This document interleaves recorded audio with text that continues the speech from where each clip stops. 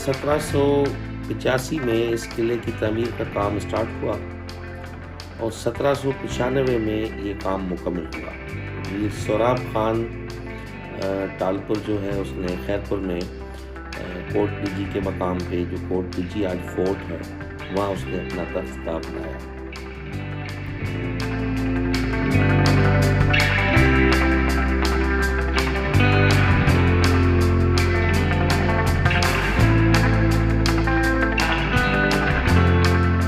इसका बुनियादी मकसद दिफा था।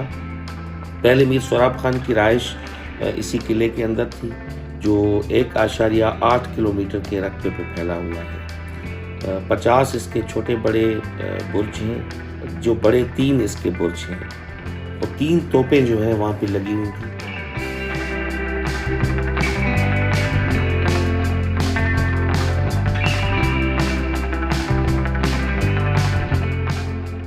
हमारे डिपार्टमेंट ने कंजर्वेशन का काम स्टार्ट किया। एक स्कीम हमारी कंप्लीट होने वाली है इस जून में।